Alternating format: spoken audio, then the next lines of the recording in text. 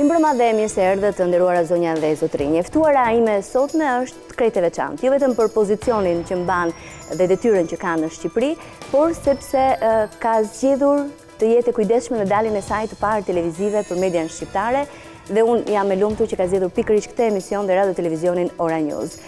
Vjen nga një vend afër me Shqipërinë, është nga Ballkani, por nga ajo pjesë e Ballkanit e cila ka mundur dhe ka shfrytzuar mundësitë, shanset që t'jep Bashkimi Evropian për të ecur sa më shpejt me reformat, për të realizuar ato dhe për të bërë pjesë e familjes së Bashkimit Evropian. Vjen nga Kroacia, ka shumë për të ndarë ne, për të na thënë, por pse jo dhe të na drejtojë në procesin e hapjes së negociatave, të cilat i presim sapo Shqipëria t'i përmbush kriteret.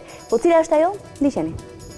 Romana Vlahutin, ambasadore Bashkimit Evropian në Shqipëri në detyrë prej 3 tetorit 2014. E diplomuar në Fakultetin e Shkencave Humane dhe Sociale në Universitetin e Zagrebit dhe master në Universitetin e Harvardit, me fokus në fushat e veçanta studimi si menaxhim konflikti dhe siguria ndërkombëtare. Emri i saj është i lidhur ngushtë me procesin e integrimit të Kroacisë në Bashkimin Evropian dhe eksperjenca e saj mund të shfrytëzohet edhe nga shqiptarët. Cila është qasja e delegacionit të BE-s ndaj procesit të integrimit pas marrjes së statusit kandidat dhe kriteret për të përmbushur në prag të hapjes së negociatave. Ambassador Vlahutin, I'm very happy to have you tonight here. Very happy to be here. Mirëmbrëma. Mirëmbrëma, thank you for choosing this studio to have your first appearance in the Albanian media for the Albanian public. Why did it take you 5 months before you gave your first interview? I wanted, first of all, to meet the people and to understand at least the fundamentals of the situation here in Albania before I decided to go on air, if you wish, and give my opinions. I think it's a question of basic respect for the country and the people. First to meet, talk and understand, and then to give your opinions or criticisms or advice or whatever you wish. So do you feel ready now? You think you know I think I got my first impressions, I got my first experiences, and I think it was really time to start talking, if you wish, to the citizens of Albania on behalf of the European Union. Do you mind me asking what are the first impressions? Sure. One of the things that, the first thing that for me was interesting is how actually Albania is rather different from the rest of the Western Balkans, if I may say. Mm-hmm. I myself am a Croat. I worked for 6 years in Serbia. I worked in Kosovo. I worked on Bosnia and Herzegovina. I worked on all the countries in the region. My professional life was almost dedicated to the regional cooperation. And I found that in Albania, things are a bit different. In what way? I think primarily because of the past. And what in the rest of the Balkans is reconciliation. For Albania is getting to know others, and for others to know Albania. It's still a bit, I feel, an inward-looking country. And I think the decades of isolation have left certain traces in terms of the political culture, the culture of dialogue, the culture of ability to reach a compromise. Actually, we are discussing in these days about opening the files, the communist files, and there has been a process that Albania, for some reasons, hasn't done in this last 25 years, differently from other former communist countries. Do you think this will help getting to know each other better and reconcile among us? It's hard for me to judge. I mean, in my country, something like this didn't happen. In some other countries, did. It really depends on the level of difficultness that this has put on the country.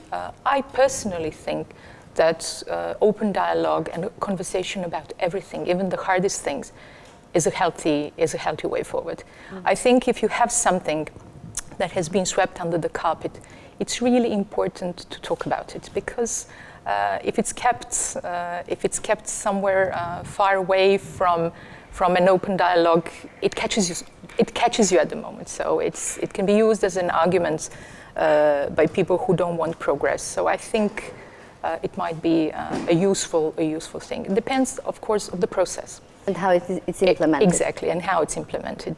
And what I know from the other countries in transition, The implementation should be such to heal, not to open new wounds. It's about healing, and it's about closing files, if you wish, and moving forward. We'll see how the whole society will take this process. But let me go back to your first 5 months of introduction, getting to know the country. What was the best advice that you were given, if you want to share it with the public? Before your arrival, prior, or even after? That's a good question. I had a very long testimony before the Foreign Committee in the European Parliament. It was very interesting and instructive to me. And in the end, I got an advice from somebody I respect very much, Mr. Kukan. It was, in a way, fatherly advice because I was very enthusiastic about what we have to do to change a bit political culture in the country, to work on the dialogue, on consensus, on inclusion, on understanding each other, etc. And he told me, I just have to tell you, it's going to be harder than you think. Did you get scared? No. So I don't get scared. I don't get scared. You weren't warned by anyone else, just by Mr. Kukan? I wasn't, or I read it, I knew it, but I'm just not scared by default, if you wish. The majority of ambassadors, when they are appointed in Albania, the first months they're here, they declare and they are actually not willing to get too much into the internal politics because they want to leave this to Albanians. But then Albanian dynamic, especially Albanian politics, is so intense and impulsive that the foreign ambassadors have to intervene at some point. Do you feel you are trapped in this reality? I don't want to be trapped in this reality. And I don't think my colleagues want to be trapped in that. We are ambassadors. And a job of an ambassador is to communicate Albania to their respective countries, or in my case, European Union as an institution, and the other way around. So we are here, if you wish, to make sure that nothing gets lost in translation. And that, of course, we represent the interests of our organizations, of our countries, and try to work to the benefit of both partners in the process. And this is one of the things that I've learned very, very quickly when I came to Albania. The different political let's say elements wanted me to be some kind of a judge or a referee. And we are not here to do that. Albania is for Albania's citizens and those they elect to govern. And this is one of the key lessons, if you want, of European integration as well. It's about governance of a country, and this can be done only by Albanians themselves. This is one of the key things, the question of governance. And this is what, if you wish, European Union is about. It's about good governance of a country. It's about inclusion of the entire society in that governance. And this is something that can be done only by that society. We are here to help. We are here to provide our experience, our advice. The standards of European Union are one and the same for everybody. So we are here to help Albania reach those standards, but it has to be done by Albanians. It has to be done by people who are elected by Albanians to govern. Mm-hmm. And when I say governance, it's not only the government. Mm-hmm. It is everybody who has been elected by the people to represent them. But still, there are moments when EU delegation or US embassy or other embassies have to intervene, and you make a comment or a statement, and then do you have troubles with the political parties after those?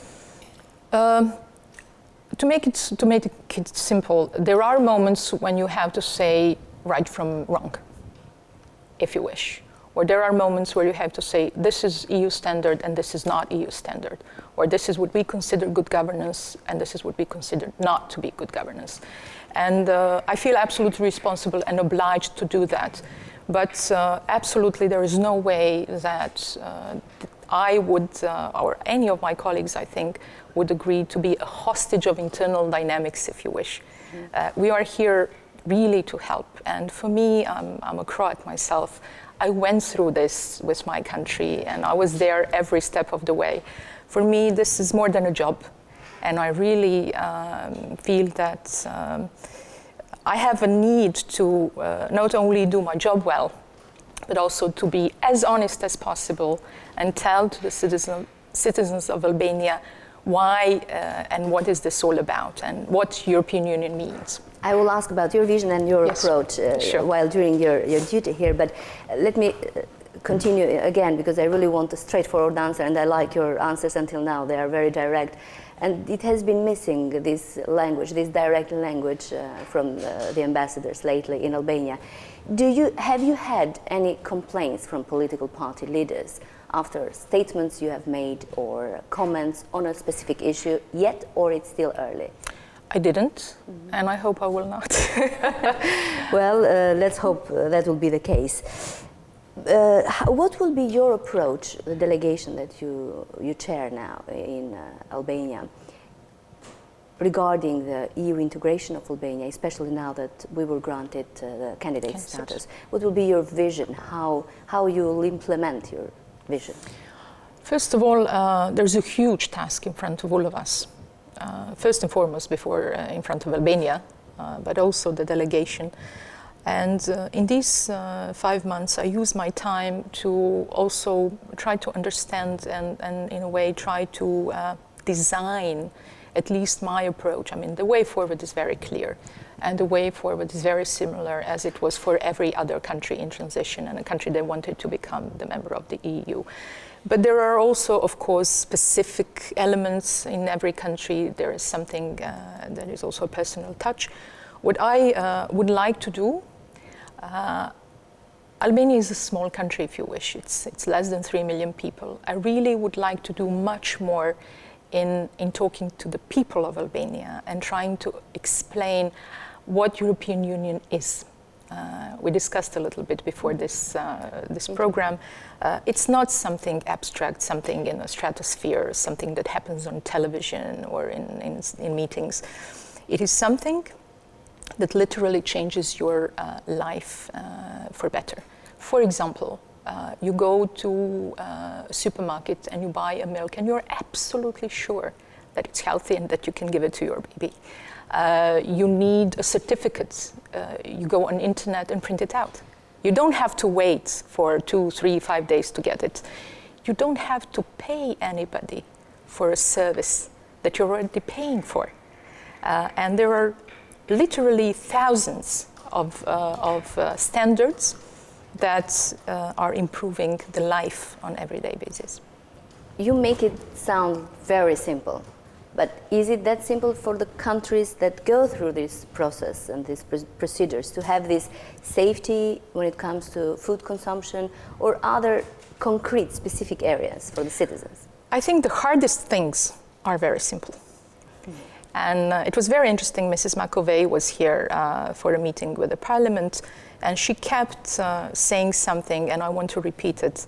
There were many complaints and many suggestions and many ideas, and she was just repeating, just do it. Just do it, because we all did it. There are points in your life when you have to make a decision. And if the citizens of Albania have decided to become member of the EU, there are things that simply have to be done. It's going to hurt. There are people whose interests are going to be challenged. But this has to happen, as if this was a choice of Albania itself. But there is a reason why it hasn't happened the way or with the path and the speed that every Albanian has always wanted, actually, after the fall of communism. Have you had any idea why it hasn't happened yet and why we are lacking behind from our neighbor countries as well? Serbia, Montenegro. I think we need to be fair to Albania. And I think we need to be fair to Albanians as well. And where Albania started from was different, was a different starting point than most of the countries in the region. What has happened in the last 25 years is amazing if you think of the developments and growth and everything. I mean, people who were coming to Albania before are telling me that every single month there is something different. What I think, unfortunately, in a way, Albania lost the critical time for modernization in the 20th century. So what we are doing now, we have to do reforms in a condensed time What for the others had, for example, 100 years to do, Albania has 25 years. It's not easy. And I think we need to also be fair, not only fair, but patient, because reforms take time. It's not, you cannot do things overnight. Eventually it will happen. I hope it will happen sooner rather than later, but it's also a lot of reforms. And for that you need strength, you need capacity, you need public administration, you need laws, you need people courageous enough to implement those laws. So there are many ingredients in this, and therefore I think it is really important that we also always keep in mind where Albania started from. Interesting point that we have to go back to understand what's happening in our present, but even what will happen in the future. What can EU do to help Albania in this, all ingredients, putting them together, in terms of financial aid support, political as well? What has changed now? What will be the support after the candidate status? I think the process of EU integration, not the EU itself, but the process of EU integration is the main engine. And this is the engine that really will change Albania, and you will see it. This is very critical time now for Albania. From the moment you have been granted the candidate status to the moment you close negotiations is the time of benefit, if you wish. Financial benefit and benefit from reforms. It's also the hardest time because you have to use all the opportunities that are given to you. Once you become a member, you have to give. But this is a time where you are on the receiving end of all kind of assistance, financial and in terms of good practices, experiences, etc. There are hundreds of experts that have been in Albania, are in Albania, will come back to Albania to help and share their experiences, how these reforms were done in other countries, so that you don't repeat the same mistakes. And that in a way we try to give an opportunity for Albania to catch up for the last time. I'll stick into this question because you said that there will be this giving time as well. Yes. But is the time for receiving as well? How are we cooperating with receiving instructions, receiving procedures that we have to follow and implement? Are we reacting in a positive way or resisting? No, I have to say there is a lot of work going on, and one of the things that some people had doubt about was that once Albania would be given a candidate status, would it mean a slowdown for reforms? And that didn't happen. Actually, what happened was just the opposite. But it's an enormous amount of work.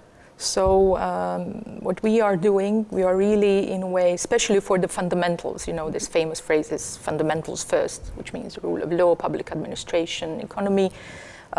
We really breathe at your neck, if you wish. I don't know if you know that phrase.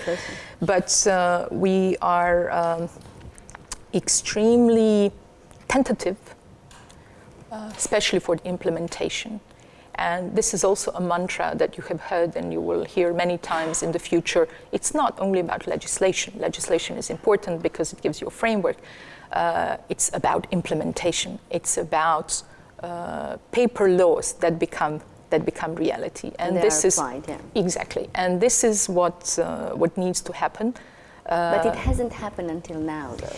We have many concerns, and public surveys talk about high corruption in public offices, in justice system, and it hasn't happened. What will change now that we have the candidate status? It is happening, I think, as we speak, in terms of preparations for all these changes. I personally know that there is a lot of serious work in justice reform. There is a lot of serious work for anti-corruption. I think last week certain measures were adopted or are going to be adopted next week at the session of the government. This is, in a sense, an overhaul of the entire society. And it will take everybody in Albania to take part in changing. One of the biggest obstacles, and this is why I think we need to address the people themselves directly, is culture of impunity.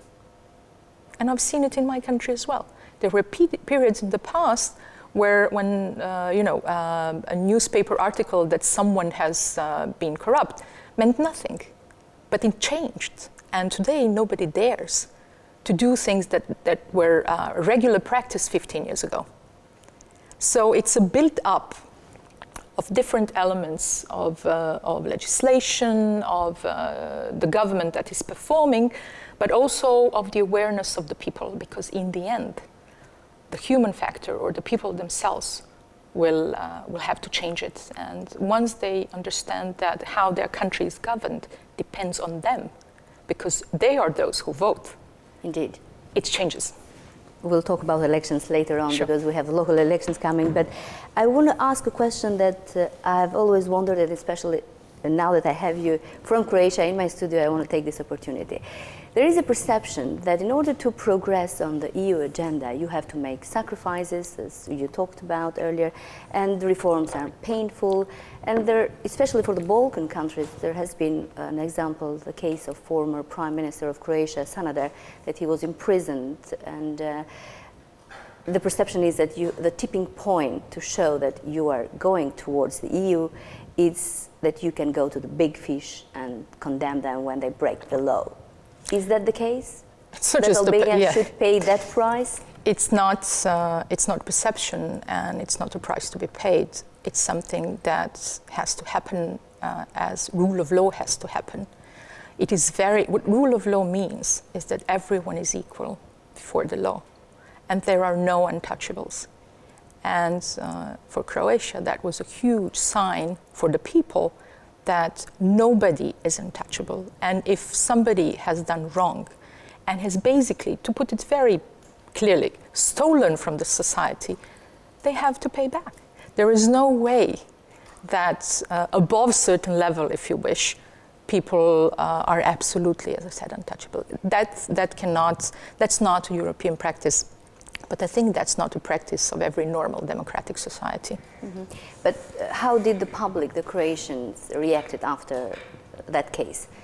Was it a big public debate, or was finally, let's say, the results of reforms that they have undertaken? That, in a sense, marked a point of no return. At that moment, I myself knew that we would become a member of the EU, because as a country, we became capable of really implementing the rule of law to the top level. And you think that will be the case for Albania too? It was case everywhere. It was case everywhere, and it will be case with Albania.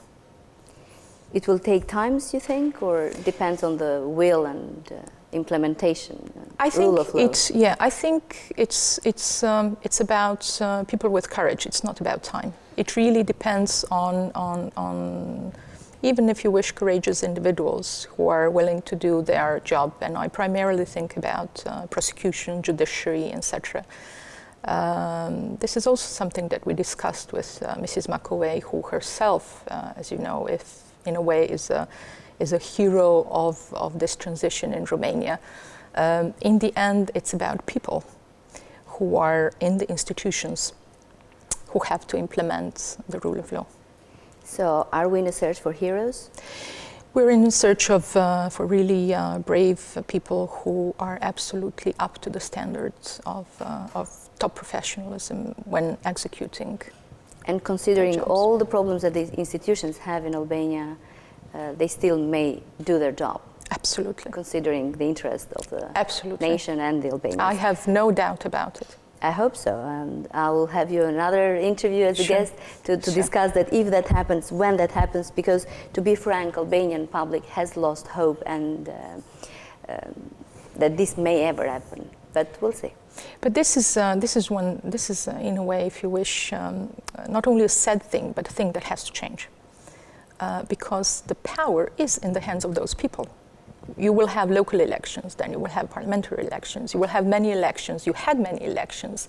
It's you, as a citizen of Albania, who decide who is going to govern this country. And it's you who can also ask them what is going on. Are you delivering, are you not delivering, etc. But there are the politicians who pick the alternatives, the candidates, and their vision. how to progress. Yes, the country. but public pressure is huge power. And I think also the role of media is very important. I have to tell you that, at least in my country, but I think in many other countries, investigative media and brave journalists, if you wish, have also contributed to major changes in their countries. And there are many elements to this, and transparency is one of them. And civil society is another component, Absolutely, important component. absolutely, that absolutely. Unfortunately, it's a voice that is missing in the public debate. But this is something that we, as a delegation, are working on very hard. And it's a philosophy of the European Union that it's basically civil society that is in the root of all the main changes. I have to say that I have regular meetings with civil society. There are some very, very smart and very analytical people, very articulate people. Somehow, probably the critical point has not been reached yet when their voice is more heard. But we are doing everything to ensure their empowerment in a sense that we insist on inclusiveness when there are debates on the main laws. There will be National Council for European Integration that will have members of civil society as members of the Council. We will work much more also on assistance to smaller NGOs, etc. This is an important aspect, but it's important for people to somehow, when you ask me, it's difficult, yes, it's difficult. If you can't enter through the door, enter through the window. Find a way of changing things. It's your life. True, but that takes passion and energy. It does. And educated people as well. It does. And people who know their rights or where they're supposed to go. Exactly. But it's also. But do they now? To be very honest, I didn't have enough situations where I could be in direct interaction with the citizens of Albania so far to understand myself where we are. But one thing that, there are these phrases, we are doing this for our children. Everything we do for our children. But I think this we should do for ourselves, or you should do for yourself, to make your life better and to make the resources of the state that you have provided to the state work for you, not the other way around. Interesting. Actually, that's another question, but I'll ask in the second part of the interview. We have a short break. Dhe kthehemi më njëherë pas publicitetit me ambasadoren e Bashkimit Evropian në Tiranë, Romana Vlahutin. Mos u largoni.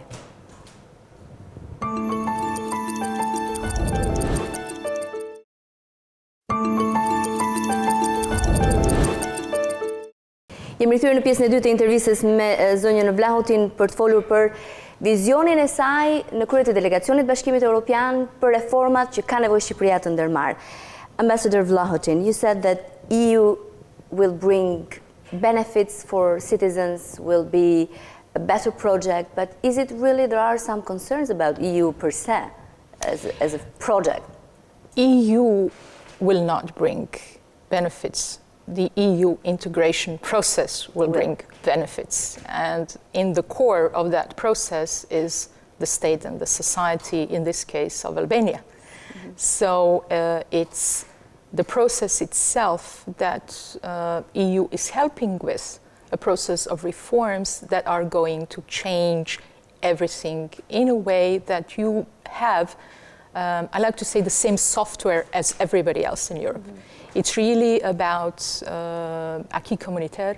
Acquis communautaire is a set of standards that are the same and respected everywhere in the territory of the European Union, and that would make you absolutely compatible with every other country in the continent. And the process is complicated, is detailed, there are big files that you have to, especially Croatia has gone through that, and you know very well the process. And as we were discussing earlier, there are some boring questions that I have to ask, but they are concrete projects that how the EU and the delegation will help Albania in this regard. We'll try to make them less boring, at least the explanation. I like your approach. Seems Yes. it's far from boring. But I wanted to ask about this new strategy to reform Albania's public financial management system that was approved for 2014-2020. And which are the areas that the strategy will help financially, or that you have identified that we need most help? Sure. It sounds very complicated, and for people who are not experts, they might even don't understand what it is. So I'll try to, in a way, interpret it in a bit simpler language. It's about management of public money. When we talk about management of public money, we talk about audit institutions, about taxation, about rules and regulations in the Ministry of Finance, of all those processes that are making sure that the public money is used to the best of public interest. And this is basically what it is about. You know that we are helping, for the very first time, there is assistance directly to the budget. It was possible because there was a new law on high state control, which made it absolutely clear that the standards of audit and standards of the control of public finances will be such that we as the EU can trust that we give certain money to a budget for the reform of some sectors without, micromanaging what is going on. Really. When you say audit, you remind me of Greece, that for years apparently have manipulated the audit process. Is that possible? No, we are. What is it about? And this is what I need to, in a way, say to the Albanian public. Every new round of enlargement is harder. And what my country had to go through was harder than what some other countries before had to go through, because European Union is learning as well. It's learning through the process. And it will be even harder for the Western Balkans. It is going to be harder, but I have to tell you, sometimes you might feel it's not fair because somebody else entered with less things implemented, etc. But it is for the better. Because what you want to do eventually, when you enter the EU, you want to be competitive, you want to be strong, you want to be capable to sit around that table with all equipment that you need and all instruments that you need, that on that market, be it political, be it economic, be it whatever kind of market you wish, you can get your place. And this is about making the country stronger. And this is about making the country more capable of getting the benefits of this whole arrangement, if you wish. And who will do the monitoring of such progress or process and the implementation of the process? The institutions of the European Union, primarily the delegation here on the ground is reporting on the daily developments, but there are many institutions in the EU that are, I have to tell you, very diligently doing their work, and there are a lot of people in Brussels that care. And this is one of the things that, for example, back at home, a lot of people did not understand, but since I worked with Brussels for many years, at some times I understood that some people in Brussels cared more, even more than the people back at home in the administration. So this is not a process also without emotions. And it's something that is done by human beings, by people. There is a lot of investment, and many people are spending many hours on Albania. You have to trust me, including myself. I definitely trust you, but there are also expensive funds that you give to Albania. Yes, absolutely. And projects that you finance. For instance, the EU sector budget support program of 40 million euros yes. will provide funds to the national budget on the basis of reforms achieved. That means what? That this is exactly what I've told you. So this is a new, let's say, a pilot scheme that has been for the Western Balkans the first time tried here in Albania. That the government will be given certain funds for its budget in order to implement certain sector reforms. But there will be a very clear scrutiny from the side of the European Union, including the management of public public money. So let's say 40 million euros are there available, but we will only get it if we do the homeworks right. Absolutely, but whatever, I mean, there is much more money available. For the period 2014-2019, it's 650 million euros plus only 200 for Albania million. Or the whole only region? for Albania. Only for 650 million euros only for Albania, plus 200 million for the regional projects. This is a lot of money. It is a lot of money, but we have to perform. Absolutely, and absolutely, to absolutely. be scrutinized that they because are doing right. If you wish, also, it's not abstract money. It's money of the taxpayers of European Union. It's money of people with names and surnames. They're giving this money to Albania to change the way it's governed for the better.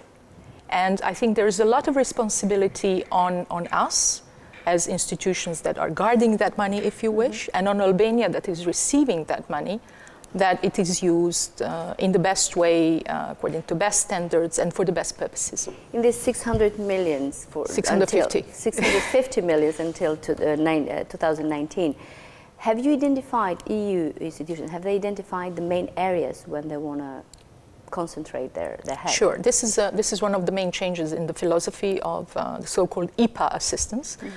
Before it was individual projects. Now European Union has learned that maybe it's much better to do it in a systemic way and to invest that into changes in different sectors.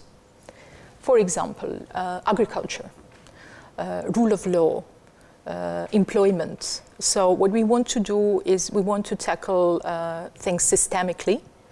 And to close the circle, if you wish, we want to invest and make sure that at the end of that investment there is a result that we wanted to have at the first beginning. Because sometimes in the past, and not only in Albania, it happened everywhere, for individual projects you would give money for a road, but it was not sure who would maintain the road, what would happen with it, etc. So in the end product was not of the quality that we would want to have. I don't know if you have heard the story in Brussels. They tell it is a funny story that one of the roads in Albania, they gave the money, so they wanted to see what happened if it was built.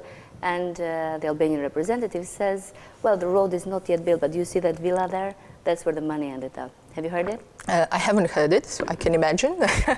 And as I tell you, this is something that is fundamentally wrong, because it is, if you wish, assistance that people are giving to people. And therefore, we have to have utmost responsibility in how we use these funds. It's not money falling from the sky. Definitely. It's not nobody's money. And it may have happened even in other countries, but the difference is that the person who did it should go behind the bars. Absolutely. And this hasn't been the case in Albania. And also, what is even more important, if you wish, is that there are structures and institutions and rules and regulations that this cannot happen. Of course, when it happens, the rule of law has to take its course. But what we have to invest in is the entire process before, so to make it impossible for this to happen. And this brings me to the next question. There is an EU project assessment on anti-corruption framework in Albania, presented by the end of January, that made a series of recommendations, a total of 68 recommendations. Yes. For Albanian policymakers and state institutions to tackle seriously the identified gaps in order to strengthen corruption prevention measures and boost the fight against corruption. Now, I'm sure you come from a Balkan country, Croatia, but Albania is different, as you said, and corruption here has been, according to certain surveys, the highest in the region. What can Albania do to tackle this serious problem that is really concerning the society? This was a very serious analysis, and the recommendations are very sound. And I'm very happy. Last night I have received an email from a colleague in the delegation. I think next week the government has actually accepted most of these measures and will implement them. I understand that the problem of corruption is is a systemic problem that has to be tackled in a systemic way, and we will make sure, at least on behalf of the European Union, that we really are very, very strict when it comes to tackling corruption. Because if you think about it, corruption is, taking away your freedom. You, as a citizen, think or are under impression that you're obliged to give money for services that you have already paid for. You should not. You already have contributed to the budget where the services are provided for you. I think we have a lot of conversations about this. What is very important is for people to understand that first of all, it's very important for the institutions to do their job. Yeah, but how about the human factors? Yeah, but this is what, it's important, I think, and this we can go back to the case of the former Prime Minister of Croatia, is that people see on cases with name and surname that this is not something that will be tolerated. I went to see Hirachi the other day. Clear assets control, and I myself was an official in Croatia, and everything that I own was on internet. There is a regulation that when you assume public duty, all your possessions are made absolutely transparent and public, so that public can have control or knows with what you have entered the position and with what you leave the position. So I think there are also some additional measures that can be introduced if you wish to empower the society, to empower the civil society to be able to better understand and control what is going on. We do have that institution too, and we do have the law, but the problem is that the way it has been implemented, although the officials have declared their wealth, what they own, in the end of the day, there have been problems, according to public perception, with what they have declared and how much they really are worth. I know the institution, I know the law. I mean, there are certain things that can be improved as well when it comes to the regulations, to the rules and regulations. For me, the critical institution is public prosecutor. When things are referred for prosecution, I think this is where the due diligence process starts, and this is where it's the only place where things can get clarified, whether certain things were criminal or not criminal. And this is what we're trying also to do. We are trying to boost up the capacity of public prosecution to do their job properly. Since we're talking about public prosecution, you might have heard and you know about the famous case of the MP Doshi, what's happening now with the latest development in politics, and not only with organized crime as well. There has been requests from the MPs involved in this case, but even from politicians, especially opposition, asking for an international help and investigators for this case. Yesterday, the U.S. Embassy have made it clear that this is an Albanian case that should be resolved internally. What is the EU delegation state? This is an Albanian case, and we hope that institutions of Albanian state are capable and capacitated to deal with it. There is a lot of international assistance. You know that we have 2 rule of law missions. One is PAMECA, one is Eurelius. Our experts are there for assistance to everybody who needs it. But it is very important for Albania to start walking on its own, if you wish. And I think it's only this that can really bring a true result. And we will provide every support needed from the outside, but the process itself has to be done here in Albania by the institutions of the state of Albania. But there is a clear lack of trust among politicians and for the institutions. So how can we overcome this in order to let institutions to work? Yeah, when you explain it, it sounds like catch-22. You don't know where to start from. But I think after, first of all, we have to let the prosecution do their work. We cannot prejudge anything. This is not rule of law. It means that the due process has to happen, and we have to let the institution finish what they're doing. And we will absolutely monitor to see whether there were flaws in the process, etc. It has to start somewhere. It has to start with one case. It will start with one case, but clarity will come with results. I have heard, for example, that a lot of doubts or cases were sent to prosecution and they were not dealt with, etc. This is something that cannot happen. If Hitachi has referred cases to the prosecution is obliged to either dismiss or prosecute and explain why it dismissed or prosecuted. Mm-hmm.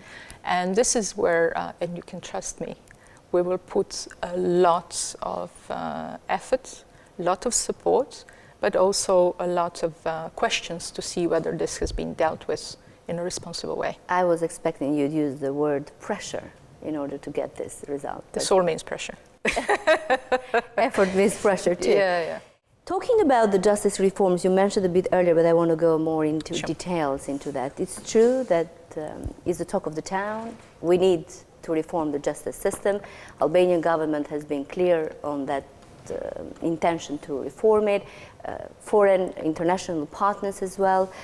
Opposition agrees on having justice reform. What they don't agree is to work. They cannot come together and work and start the process and have a proper reform. We have a commission for the justice reform that is not working right now, and there is lack of collaboration between majority and opposition. Just to give you a little frame of what's happening. The majority says we cannot wait no longer if the opposition does not want to finalize this reform, and we have been voted, we have the votes, and we can do it our own. What will be the best scenario to have a proper, acceptable, inclusive justice reform? The best scenario would be for everyone to be responsible to their own citizens. Very clear. They all say that. Yeah. That's what they do. Yeah, but being responsible means really going an extra mile, if you wish, in trying to really sit around the same table and do the best for your country. I said somewhere, what is happening now in Albania is not a job for one person, it's not a job for one party, it's not a job for one government, it's a job for one generation. And this is what we are talking about. We are talking, if you wish, about our generation that has to change things fundamentally. The ad hoc committee is working. We are expecting a really, what I understood, a serious piece of analysis on what is wrong with the system at the end of March. And what we insisted from the very beginning is for this process to be inclusive. Inclusive means not only all parties in the political spectrum, but all people who have interest in this, from civil society to judicial, to different professions in the judicial system. And what I know is that there were a lot of attempts to ensure this inclusiveness, if you wish. I understand that the opposition still did not decide to join this table. The work is going on. I really hope, and we all... Should the work go on without the opposition? The work has to go on, and opposition should join. I think this is too big, this is too important, and the country needs opposition. Good democracy is having both ruling and the opposition parties discussing things. Discussing things is something that is very hard to get in Albania. I don't know why. Mm-hmm. But we can absolutely disagree about almost everything, but it's our obligation to discuss it. And this is what we are trying to, in a way, nurture, the culture of dialogue. I would say the culture of compromise, but I understand that it's going too far. But the culture of dialogue is a basic thing. Can you imagine a household where you would fight all the time? Can you imagine, any kind of establishment where people would not talk to each other? It's impossible to reach results, and this is hurting Albania. And I said, I think the other day, there is nothing that can hurt Albania more than Albania itself. And this is sometimes very frustrating for all people who wish you well, because we don't know how to explain this. In all other countries in transition, of course there was government and there was opposition. I mean, Albania is not all that special. That's democracy in the end Exactly, of the day. exactly. But there were certain things that were of key national interest. And what is of key national interest, it's absolutely obligatory in a sense for everybody to be around the same table. We'll see if that will happen. But I want to know, what is the EU engagement in the justice reform? You're just following? You have your advisors? No. We have Eurelius mission. You know that from the Council of Europe, Venice Commission is there. We are with the reform from the very, very beginning. And there were some prep analysis done. Our experts are in institutions, our experts are sitting and monitoring everything that is going on in the committee. So if you wish, I think our mission there is one of the key assistances that the committee has for its work. Do you have any deadline when this reform should be finalized? There is an internal deadline when it comes to legislation, internal deadline by the end of this year, and it's internal Albanian deadline, or the deadline that was explained to us by those who are in charge. For us, the real deadline is going to be implementation. So, you know, there is no deadline. It's something that is self-imposed by the country. Once the laws are changed and the whole system is, if you wish, tuned in a different way, what we want to see is the implementation of laws. You said the process should go on and the opposition should go there, but right now the opposition is, let's call it, if I can call it this way, and if I'm correct, a silent boycott of the parliament, because they are not participating in the works of parliamentary commissions, and they are actually protesting and they want the resignation of the chairman of the parliament. So how can these things happen both together? You know, I was not elected by Albanian citizens to represent them. But when I elect people to represent them, this is what I expect. And I think this is the basics of a democracy. It is really important for everybody in this country to understand that there are ways and ways of fighting political battles. Political battles are fought everywhere. Parliaments around the world look very differently.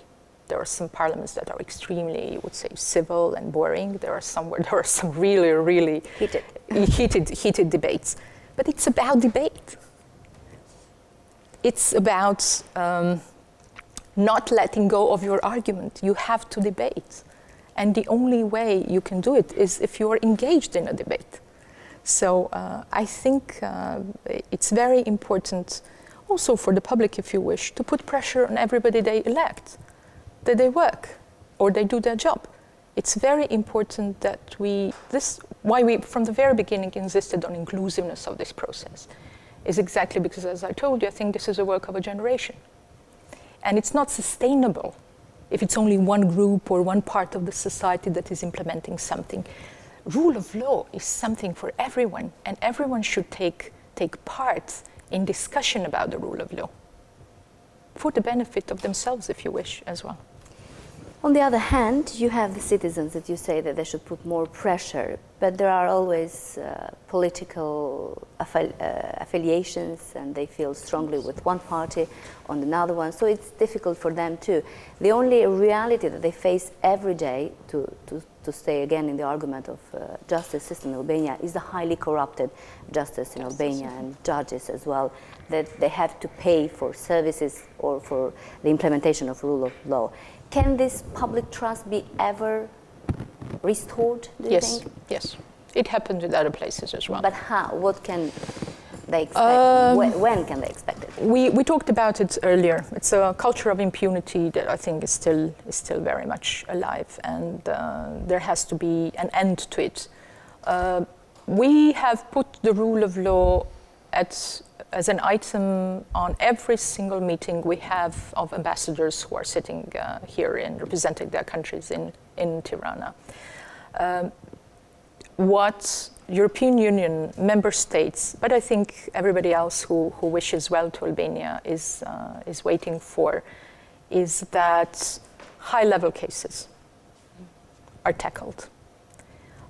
Trust cannot be rebuilt if it's only some, middle or low-level civil servants that are chased for a few thousand lakh. Or the ones who do not have the money to pay the judges. Exactly. What has to happen, somehow one of the things that are a bit confusing to me, or were a bit confusing to me when I came here, is I had the feeling that the society is run on hearsay. Society cannot be run on hearsay. For me, it means nothing. Hearsay means nothing. There is police, there is prosecution, there is judiciary. And if they all do their work properly, the trust will be rebuilt. But I think we are, if you wish, at the beginning of that process. They say that it takes 6 months to change the political system, 6 years to change the economic system, and 60 years to change society. I hope we will not have to wait that much. But all habits die hard. And also there are a lot of people with a lot of interests, and those interests will be hurt. There will be victims, there will be, some serious and complicated processes ahead of us. But as I said before, it happened everywhere, and it will happen in Albania. There have been some reforms that the current government majority has already implemented, but there have been concerns from opposition, especially that they have been breaking the law in several cases, or they are only punishing, let's say, the least powerful people, the ones who cannot, the simple citizens who cannot work with the system. Does EU delegation have any concerns when it comes to the current reforms implemented by the government? If you can give me an example, electricity. The electricity, yeah. To pay the electricity that you consume is rule of law. And I think we all agree on that, including the opposition. Because the electricity that someone uses without paying is the electricity that someone else pays for him. So it's basically, neighbor using his neighbor's funds, if you wish. So I think one thing is clear: everyone should pay for the services they get. Now, how you implement it is something that we can talk about. And what I have heard is that those who are most, if you wish, impoverished are actually paying. I think the rate of paying their dues by retired people is the highest in the country. So I think the situation is such, and one thing that I agree with, if there are very vulnerable groups in the society, it's also obligation of the government to take care of them and to see how to address people who simply don't have means. There are safety nets of different sort. But if someone who is owning a company is not paying electricity, or someone who has enough to live a good life is not paying electricity, this should not be tolerated. Yes, but is it prison the final destination for the ones who cannot have the means? Or I really cannot comment on, I would have to have a specific case and to see in order to comment, yes. We'll go more into specific in the third part of the interview, a short break. Një shkëputje shumë e shkurtër publicitare, mos e humbisni këtë intervistë të sinqertë, të hapur, të drejtë për drejtë të ambasadores së Bashkimit Evropian në Tiranë, Romana Vlahutin. Pas pak rikthehemi.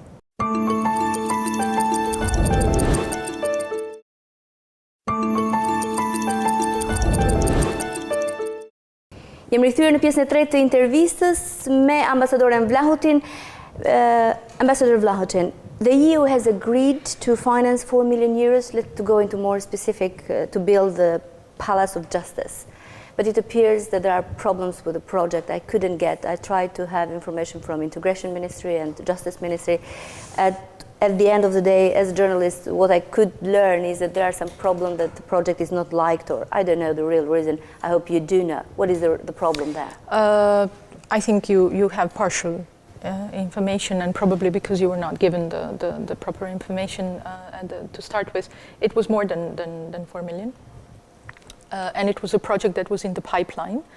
But it was reconsidered because in the meantime, there were some other more pressing issues that needed financing. We are, for example, just for your information, I can't announce it publicly yet because we are still doing analysis, but we are thinking of really investing some serious funds into the areas that were flooded, because there's a lot of work that has to be there to prevent flooding, etc. So there was a sort of a regrouping of finances, and at the moment the assessment was that Albania has enough buildings, and the institutions can be accommodated. The assessment by whom? Joint assessment, yes. Not by Albanian government? No. Joint assessment that at this moment what needs more investment is something that is much closer to the people. And in this case, we are considering of using some of those funds to tackle issues that are more pressing, if you wish. So in this case, there will not be a Palace of Justice At this moment, we have together concluded that there are more pressing issues to be tackled, as I told you, and I primarily think of the floods. Mm-hmm. A lot of people lost everything, and part of the problem was the infrastructure. So we want to invest into prevention so that things like this don't happen in the future. We want to act in a preventive way and use funds that are available to help people who were restricted we're most. Still talking about funds. Last year, media reported an investigation regarding a tender for Euralius 4 project, which was held in May 2014 in a value of 4 million euros that was won by a German company, IRZ. What was the result of that investigation? I think the investigation by Olaf is still going on. There were 2 referrals to Olaf, one by a person who thought that this was not the just decision, and the second one was by delegation, because you have to understand that the procedures for this in the European Union are extremely strict. And there are many rules where, certain segments are decided by different people. So it's impossible to have one person decide on the whole process. There are, each segment when giving a tender is decided by a different group of people, and there is huge scrutiny. I mean, scrutiny over funds in the European Union is really strict. It's taken serious. It's very serious.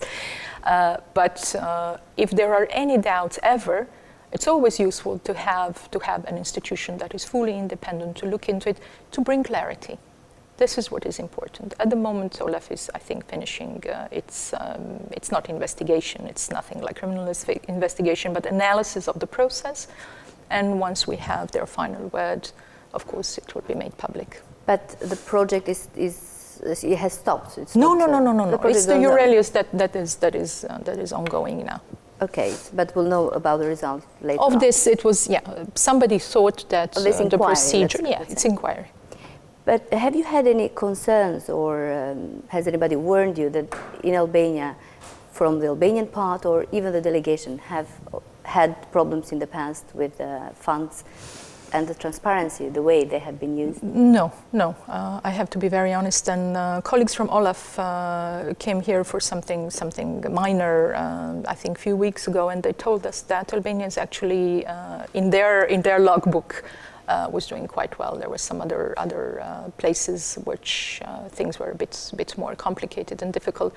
But I personally really always would, if there is even an inch of doubt, a millimeter of doubt, I would always invite an institution that is there to look into things and make sure that everything is done according to the procedure. One of the reasons, one of the reasons why, when we talk about EU funds, you sometimes get this, it takes forever to get EU funds. Is happening because exactly the procedure is so, if you wish, cumbersome in a sense that there are so many checks and balances that the whole process takes a bit more time, but is, I think, far more fair and clear. EU has been one of the biggest contributors when it comes to help. From 2007 till 2013, there is an amount of 594 million euros given to the country, to Albania. do you think the impact of such generous help has been the appropriate one, the one that you expected from this project? First, I think EU is by far the biggest donor. And I think that's clear to everybody. For the impact, I was not in Albania in 2004. So for me, it's not easy to judge what major changes have happened. But all the analysis... Were this money invested in the right direction? But I understand. All the analysis that we have done showed, because we also have to do follow-up, exactly, that the money was well spent. But we can discuss also the needs. You know, one, for example, an enormous amount of funds we're going to water management system. We live in a country that I think has third reserves of water in Europe, and you still have water tanks on the buildings in the capital, which means that there is some basic infrastructure that is lacking, that needs to be built up. This is when I said at the very beginning, we need to be fair to Albanians, because the starting point was different than from many other countries that went through the same transition process. So in a way, a lot of money has been invested in basic services. And to see the growth, you have to come to a level field with everybody else to see how you are growing in comparison to everybody else. Let's see the 600 million that are coming as well, if they will make a bigger impact, at least more visible, because what is lacking, I believe, for Albanian citizens, for the simple Albanian citizen, is that they do not see much change in their own reality. You are absolutely, yes, you are absolutely right, and this is one of my the main things that I'm thinking about literally every day, is how to explain what is going on and why it is going on to the citizens of Albania. Not only here in Tirana, of course, but everybody else across Albania. I still didn't have time, unfortunately, to travel a lot, but I will. And this is one of the things that I will definitely do. I want to go and see Albania and talk to Albanians wherever they live in the country. After the local elections, I hope it will be a bit easier to also communicate to the local level. And I want to shift to a lot of my attention to the local level, if you wish, because this is where the change is going to happen. But meanwhile, I'm sure you'll be busy in Tirana with the executive level, because we have elections and we have something that is really cause for a great concern, lack of political dialogue. Yes. You witnessed it last week with Euro-parliamentary MPs and the meetings they held in Albania, and you were there. I saw you in a moment. There was some heated debate and discussion there. Did you understand what really went on there, and can we really change the approach, the attitude in these meetings? I think you must. I think you must, because this is the only way that everybody can really then work for the benefit of Albania.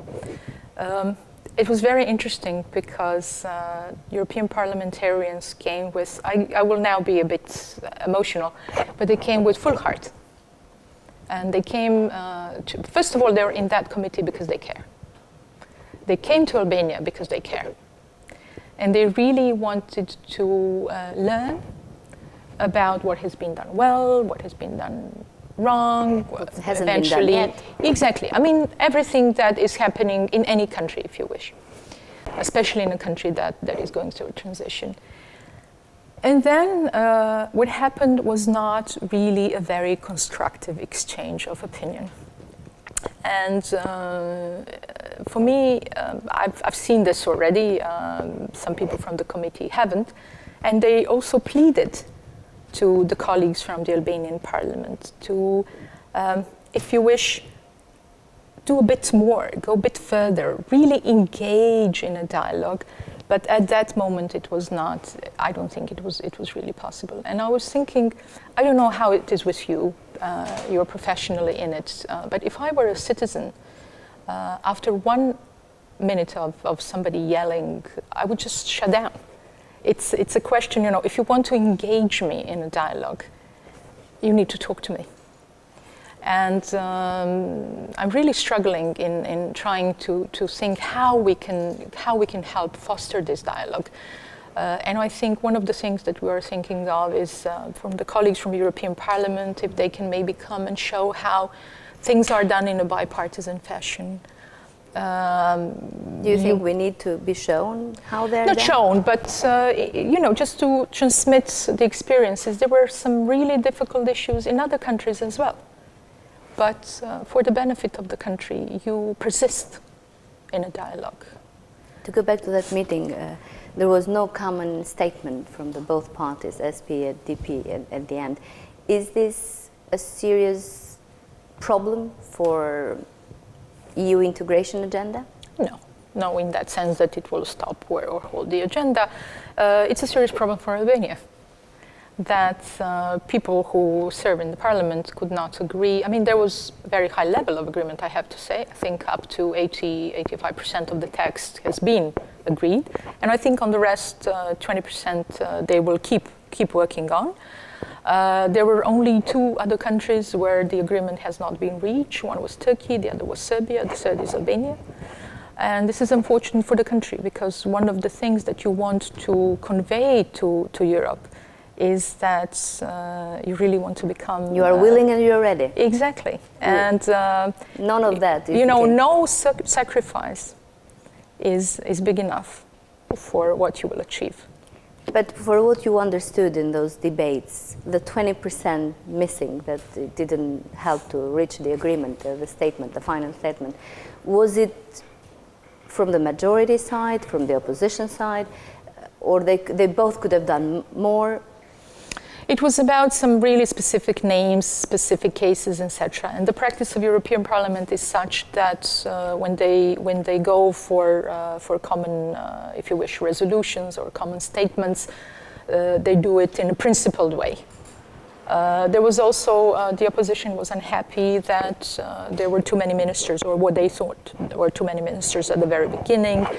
And the European Parliament people tried to explain that this is the usual practice in the Parliament. Apparently it was not practiced before in similar meetings in Albania. Again, I can't judge because this was my first one. But this is democracy. Somebody's in the government, somebody's in the opposition, and we equally need both. Because, there's a statement, there is rebuttal. This is how things work. And if you can give any advice on how to try and mend this dialogue and what to do and how to help, we are all more than willing to do so. But political dialogue is one of the main criteria, the Copenhagen criteria, when it comes especially to implement a key communautaire and all the requirements that we need for the EU process. It has been a problem that you have found it here, and I hope you will not leave it here when you leave from this delegation that you chair now. But can this problem create, let's say, or lower the speed of the process of the EU integration if the political fight continues? The reforms cannot be done in the way that the EU requires. It's not only about the reforms. It's about the image of Albania. It's about how people perceive you. Are you a serious democracy or not? As I told you, Albania is not unique in a sense that there are problems. There are problems everywhere. But people talk to a different degree. And it is hurting first and foremost your own citizens. Leave now EU aside. It's not about the EU, it's about you. And what you need are people that are really willing to, for a moment, stop with their interests or party interests or whatever and move on with really the interests of a state and the society. On 24th of March, the high-level dialogue will happen in Tirana. It's another meeting. I hope the scenes that we saw with the Europarliamentarians will not be repeated. And Commissioner Hahn comes to participate in this high-level dialogue. It will be first for you too. It will be first for me, and it will be first for Commissioner Hahn. So what's the expectation? What is the agenda for that? I mean, we go through the key priorities and we discuss the progress of Albania and what still needs to be done. It's 1 hour and a half of exchange between the Commission, government and the opposition, and I hope we'll be able to tackle all the main issues that are on the agenda. As I told you, the key priorities, the fundamentals that Albania is requested to work on, reform and implement in order that we move to the next step. Will Commissioner have other meetings, or he will only participate? It's the usual, if you wish, choreography. What makes me happy is that he is coming. We are having him a bit longer. So on the day that you will see this interview on television, he will have an opportunity to do a bit of sightseeing. This is great. Where is he? He will meet ambassadors of European member states, which is also a very important part of the visit. He will see representatives of civil society, business community.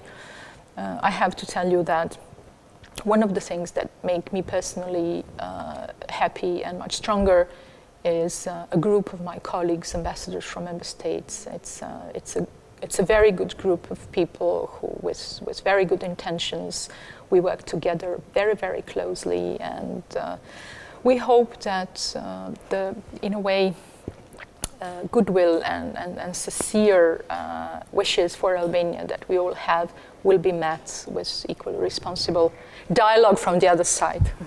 Has the delegation already crafted a message that Commissioner Hahn should convey when he's visiting Tirana? Oh, but Commissioner Hahn will craft his own message. But in a way, the messages are not complicated. They are simple.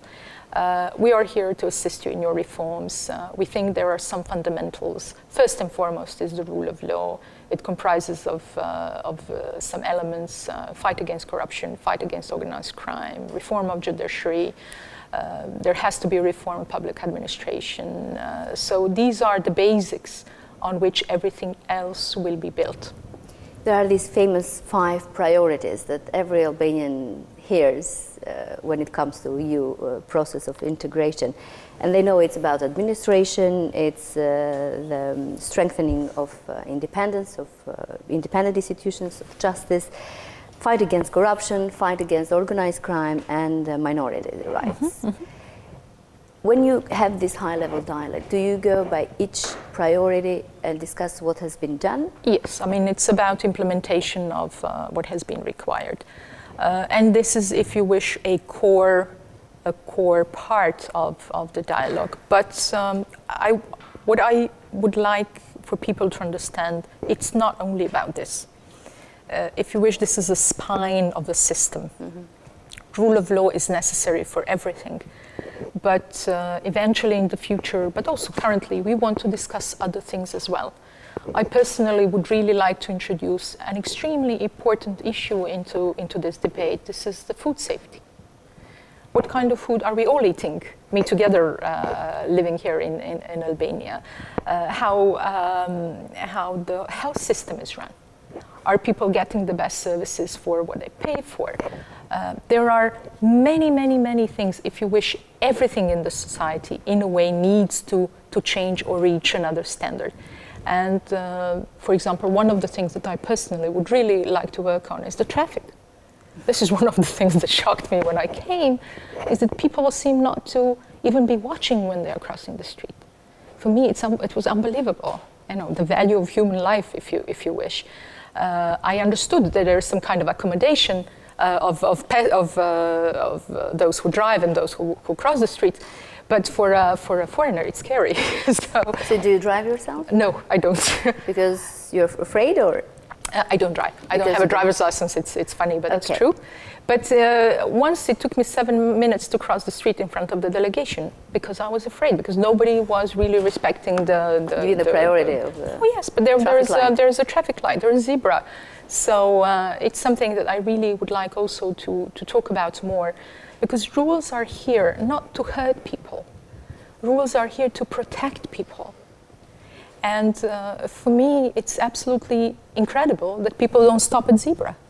Because somebody with a child can be crossing the zebra. Indeed. Somebody who is old can be crossing the zebra. You have to take care of people who live in the same streets as you. What will be the final outcome of the high-level dialogue that you will be held in Albania? Recommendations that we then follow on. But you need to understand, this is one instance when the commissioner comes here to sit down with everybody involved. But we literally work every single day. And it's a process that is multi-layered. It's a process that is happening 20 hours a day, if you wish. And it's a process that is gearing up. Mm-hmm. One of the key issues as well that is being debated, and from the majority, there was a declaration from the vice chairman of the parliamentary group of Bala that maybe autumn will be a moment when the negotiations will be open, but the opposition does not believe in that. They say we are far from that. Do you have any idea, or do you know when the invitation to open the negotiation will happen? It's absolutely premature to discuss it because, for example, the high-level dialogue is going to be one referral point, if you wish. Then a number of things that have to be reformed and implemented are going to be other ingredients for that type of decision. This is a process that takes different pace in different countries. Depending on circumstances. The first thing that has to happen is that the Commission has to give a positive opinion, then it goes to the Council, then Member States debate. I mean, there are a number of steps before you actually start negotiations. And in some countries, it took 2 years, in some countries it took 5 years, and it really depends on the country. And the specifics and the problems. Yeah, yes. But what it depends on, and this is what I think European Union has learned in the process, it depends on the implementation of the reforms. It depends on a track record that you are really capable as a state of running institutions to the best European practices. The negotiations itself, it's going to be very interesting for Albania. You will see. It's like a huge machine. And once you enter it, there's no way back. You can't get out. It just moves and changes everything. But this is also a very important time when you are getting capable to negotiate. In order to negotiate, you have to know what you are negotiating, who is negotiating. You have to have the skills and the knowledge to sit around the table with the EU. Will the elections, the local elections of 21st of June, be a test prior to decide if to open the negotiations or not with Albania? One of the tests. You know that elections in Albania have always been an issue. The standards that were not optimal or up to what the EU would appreciate to see and what Albanian citizens deserve. These local elections I personally see as a great opportunity for parties to really get serious about putting the best people on the lists. I see that there is a new gender balance, and I'm very happy about it. I hope there will be far more women on those lists. And we are appealing in our every public appearance to all the party leaders to really put the best people without any criminal past, any reference to criminal activity on these lists. Local level is of crucial importance, and this is where people live. This is what, your life depends on how the local community functions, and it's absolutely important that people who are impeccable, if you wish, are running at those elections. There is a debate, and I'm sure you know about it, decriminalization, and there is a resolution from the parliament from last year in December, and there is big political debate on how to do that and what does decriminalization really mean, because they're talking about decriminalizing the parliament, the political elite, and everything else. How do you understand this process? First of all, I think this decriminalization of parliament is a somewhat it's not precise enough. I mean, it means that the parliament is criminal and then you have to decriminalize it. I don't think it's true. I think in the parliament there are people who are absolutely respectful, etc. What we are talking about is to free public service, including the parliament, of people who have either criminal records or are engaged in any sort of criminal activity or are trying to get certain benefits through a criminal activity, people who serve have to serve. Yeah. It's not about their interest, it's about your interest. And it's not only, as I told you, about the parliaments. This is a very important thing that everyone has to understand, that there is no benefit on this earth that could justify having someone like this on a list.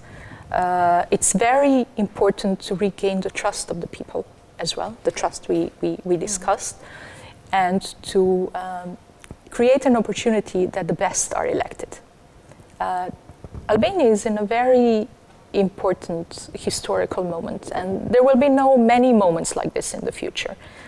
It's on a turning point of becoming really a state that will be capable of joining the Union, if you wish, joining the family of European democracies as we know it. So I think it's very important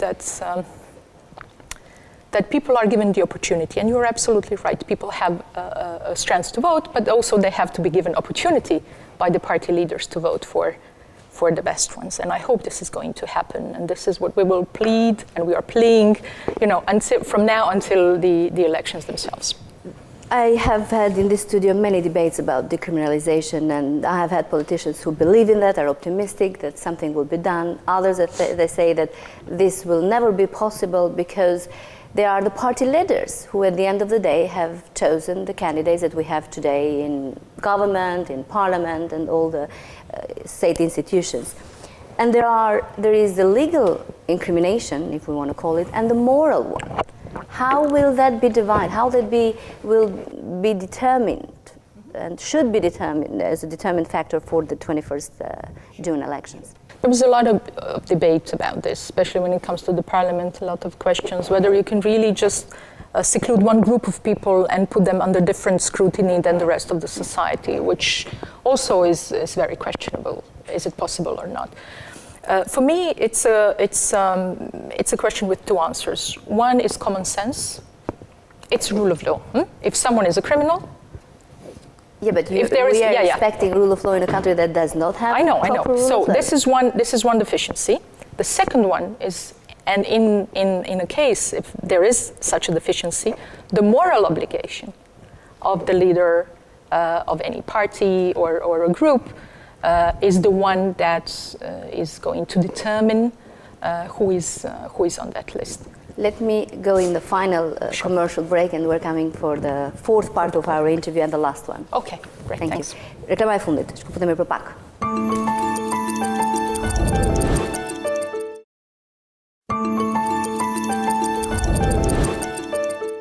Pjesa e fundit e intervistës me ambasadoren e Bashkimit Evropian Vlahutin, po flasim për zgjedhjet e 21 qershorit, për mënyrën se si duhet përzgjidhen kandidatit dhe shpresën se do të ketë sa më pak të inkriminuar dhe sa më shumë gra në këtë proces. I was saying that we're talking about decriminalization, less criminalize people in the elections, and women, more women. Sure. So we need less criminals and more women.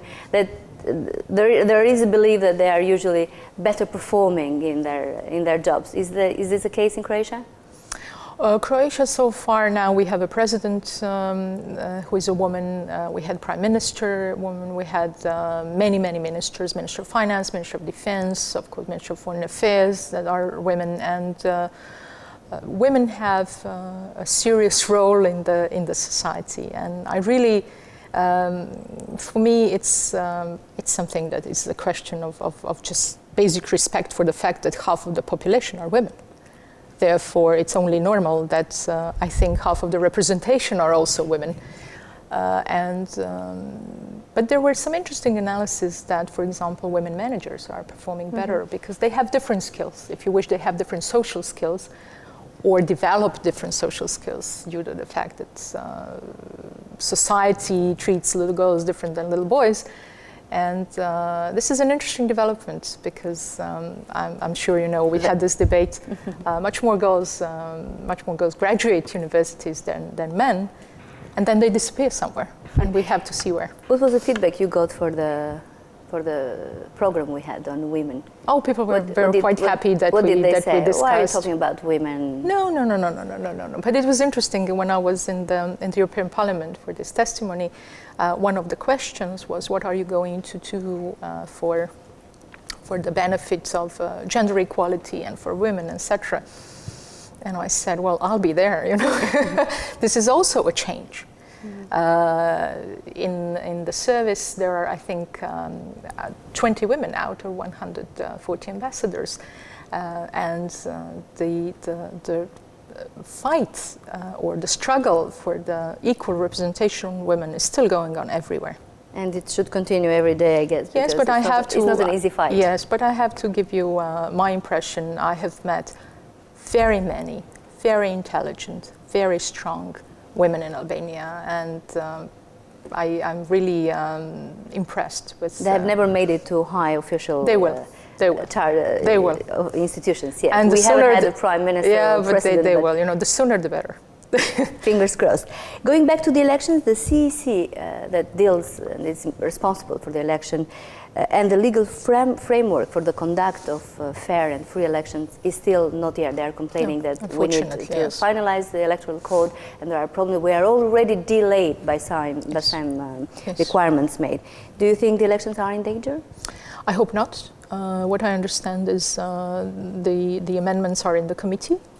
What I also understand is that there is a usual situation when it comes to discussions in the committees, but I hope we will not have any major disruption. As I told you, I think personally local level is incredibly important, and who leads on the local level is also very important. And we need the process to go on because there is an enormous amount of work to be done in Albania, and I don't think we can waste time on missing the opportunities.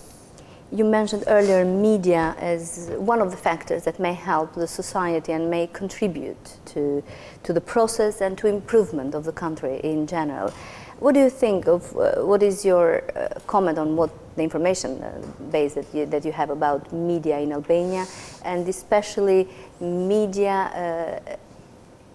We need some big reform now ahead of us, a digitalization process that was due June 17, 2015, that I think we are missing that. Yeah. Unfortunately, I don't know Albanian enough to follow, the debates myself. What I see, there's an enormous amount of politics on television, which is really amazing. Have you answered that question? Why so much politics? I have no idea. I personally would not be able to listen to that all the time because I think it's an overdose, and it's sometimes you have a feeling that you're in a Big Brother. Where there are some debates should be behind closed doors. I think some debates should happen among the closed group, so that's. When you go in front of the public, you are really responsible as what you are saying. Media is critical. Responsible media is critical. And every country in the region, in the Western Balkans, is having very heated debates on the quality of media, on responsibility of media. And we as a delegation, as EU, are engaged. That after we record this, there will be a roundtable on digitalization. We want to pay special attention also to the public broadcaster, because it's duty of a public broadcaster to cater for the needs of the wider audience, etc. It's very good that this debate is happening.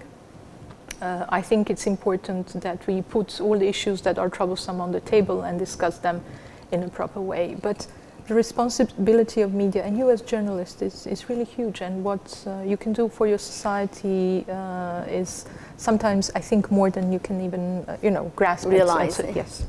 Going back to the digitalization reform, you said that there are some debates going on, but there was a deadline too. Will that be having any consequences? Since I hope, difficult to yeah, I hope not. That each country has been given certain slots. In each country, how and who gets the slots, it's a discussion, it's competition, etc.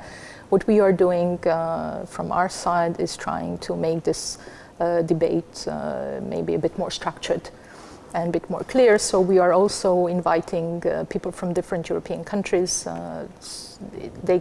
So that they are in a position to explain how it happens in in their countries under different circumstances. Each country is different, so there were different practices. But do you know what really happened? What was the main problem there for not having the reform implemented? I think I have a basic idea, and I think there were more wishes than slots, if you wish. So the whole thing was prolonged. And when will be the next slot, let's say, or next deadline? There is the slots in terms of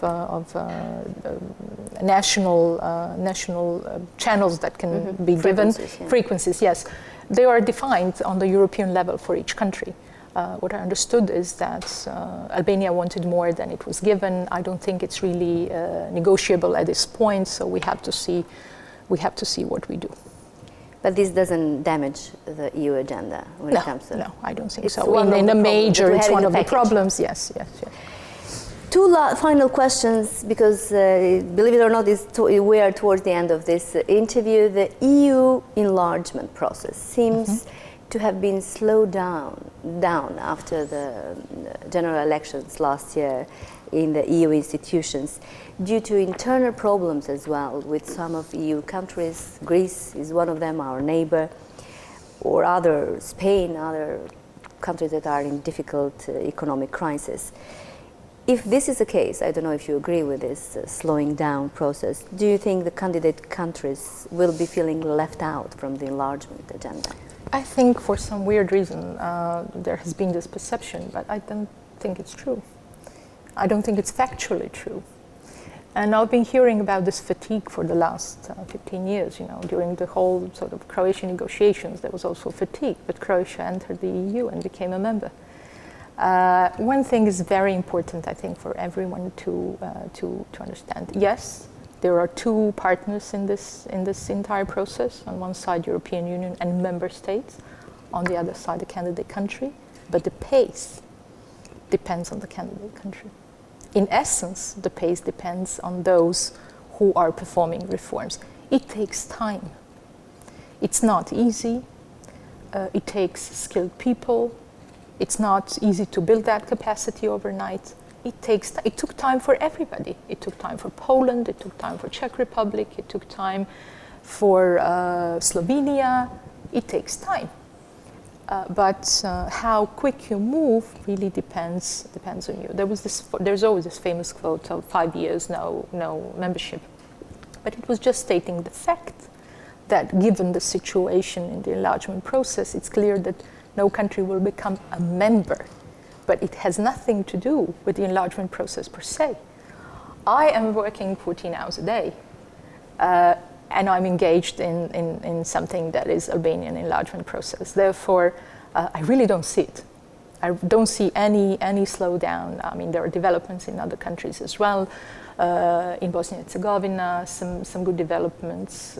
Montenegro is moving on with negotiations. Serbia is about to open chapters. I mean, it's different dynamic in every country, but for Albania, for sure, the amount of time that we are putting in this is enormous. But you say there is this perception that you do not agree on it, on the enlargement fatigue, but there is another perception as well, that EU and Brussels, sometimes they use double standards when it comes to the speed of the process they keep with respective countries. Especially this has been happening when, for the fourth time, we have been refused the candidate status, and then we got it after that. Claiming, there were some people claiming, I don't want to use the word accusing, but they were saying that Brussels have double standards when it comes to the Balkans. They support one country, I'm not mentioning it, against us. Has this been the case? Or? It's a very interesting question, and it's a question that I've heard many, many times before I came to Albania, in other countries as well. Two things. First, the process of enlargement, as I told you before, became more complex because the EU learned along the way that there are things that have to be done in order to ensure the quality of the process. For example, the whole benchmark system has been introduced on my country, if you wish, or the country where I come from. And at the time, we thought it was not fair and whatever. Well, to be very open, fairness has nothing to do with it. It's really a reform process that is very clear. Standards are same for everybody. I usually say, these negotiations for the EU, they're not negotiations. There is nothing to negotiate because the standards are the same for every single EU member state. Indeed, but there is a human factor that evaluates that. Sure. But it's not a human factor only or human factor per se. There are very clear, this is why the benchmarks were introduced, to minimize the impact of the human factor. And the second thing, and it was one of the greatest lessons I took from my own experience, my personal experience, we always behaved as if somebody owes us something. We are here and you owe us. Nobody owes you anything. Nobody owes you anything in your life. This is something that you're doing for yourself. This is something that you want to do because you want to become a member of this particular union. And this is, in a way, solely your responsibility.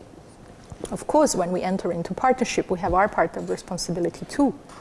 But it's something that, in the end, will depend on the processes that are happening in this country. And again, we started with it. We might as well finish with it. Albania had very difficult past. And what Albania achieved in the last 25 years is amazing. What it has to achieve is even more amazing. And what I want to tell you is that in this process, you really do have, if you wish, friends. Not only people who work because it's their job, but you really have a lot of support and a lot of goodwill from many people in Europe. So what did you feel, or how did you take the comments that, especially lately in the last months, the Prime Minister Rama makes about enlargement fatigue? I have one paragraph that I took from one of his interviews saying that Europe, for its most part, also understands that it needs Balkans just as much as the Balkans needs Europe. The enlargement fatigue in the EU is now patience fatigue towards the Balkans. We must do everything to ensure that this fatigue does not hinder us in the future, because the consequences will be disastrous for both sides. Yes, I can, in a way, understand the lack of patience for the speed with which things are moving, but it's really a case that was a case for most of the countries. There was this big bang for the first enlargement, but other rounds happened in a different speed for different reasons. When the Big Bang happened, it was after a specific historical period, and there was some other, if you wish, strategic political positionings. I absolutely believe in the Balkans.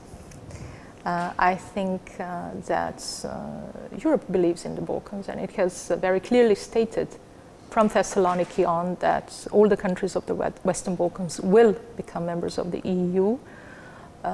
And on the speed, we just have to do it. As Mrs. McAvey said, we don't have to spend or use or lose time on some of useless fights, but tackle the problems and move on. In your meetings with the Prime Minister Rama, have you tried to explain to him this situation about disastrous consequences in both sides, Europe or Balkans? Oh, we have we have open discussions, and as I told you, I've been blessed with if you wish, my personal experience of rather similar discussions at one point, and it was quite amazing.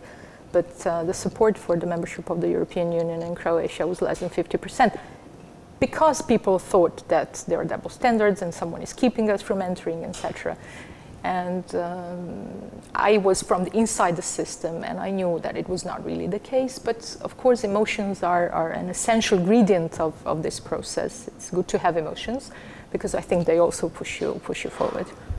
And you didn't tell us much about your meetings with the Prime Minister Rama, how they are usually conducted in a way that, do you talk a lot about the process? And we always talk about the process with everybody, and we talk about priorities. This is, I'm a very practical person, and I don't like to, exchange phrases and things like that.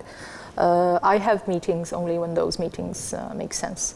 And if there are things that have to happen, we then go with very practical agenda. For example, there has been a lot of discussion on connectivity agenda, which is one important part that we have missed to discuss in this interview when we had to work on certain laws and the audits for the whole audit process, etc. I always go, and all my meetings are rather quick, if you wish, because I want to solve practical issues that are sometimes hindering the straightforward results that we need. And the relationship, the communication with the chairman of the Democratic Party, Mr. I have Basha? a very good relationship with Mr. Basha. We usually also have, SMS and phone communication. I sometimes call him Luli. I hope he will not take it badly. As I told you, it's our generation, and in a way, I feel close to my generation here. I already mentioned some amazing women that I have met. Really interesting people who need to get together. They really need to get together for this country. And this country has suffered enough, so I think... What do they say when you advise them to get together? They all agree. But then? But then I think there is one more thing that is missing, some kind of a switch that has to happen. Because I told them, who has the key of the switch? That's what we're all looking, I guess, for. I think those who are, in a sense, in a better position, if you wish, to give more. But equally, everyone is equally responsible. It's very interesting, as I told you, it's my generation, it's our generation, and most of the time I hear about past. I don't care. The past is something that happened before, and fine, we can reflect on it, etc. We cannot spend 95% of the time discussing what happened and who did what to who, etc. We have to discuss what is next on the agenda and what is going to happen next year and in 10 years, etc. So this is what I'm trying to, I'm trying to be practical. I saw that during this interview. Final question. Do you have a message for the public who is watching us tonight? And what do you want? What do you desire in your best dream when you leave Albania to have achieved? I really wish for people to understand that this is about their individual life, and that whatever we do or everything we do and everything that is to happen when reforming Albania is about the quality of their own life. And I really wish that everyone would be a bit more responsible, if you wish, in participating for this change. In the end, the change will happen on the level of just people of Albania, and they all will have to take part in it. And I've seen the process, and they will all have benefit from it. Ambassador Vlahutin, thank you again for being and granting us this interview. I think you have won the hearts of Albanians who heard you today, but they may be expecting to meet you. Absolutely, and this is what I absolutely want to do. Yes, I want to do. Albania is a beautiful country, and I want to see, I can't say every meter of it, but most of it. Thank you again for this interview. Faleminderit nderuar televizionistë dhe ju për vëmendjen në këtë intervistë të pazakontë për mënyrën se si ambasadora Vlahutin ka vendosur ta drejtojë detyrën e saj në krye të delegacionit të Bashkimit Evropian në Tiranë, për mënyrën se si do të jap mesazhet e duhura dhe çfarë duhet bëjmë ne që Bashkimi Evropian të bëhet realitet në Shqipëri dhe në jetën e përditshme të gjithë të shqiptarëve. Për këtë me siguri do të kemi edhe intervista të tjera dhe biseda të tjera në këtë studio. Kaq për sonte, natën e mirë.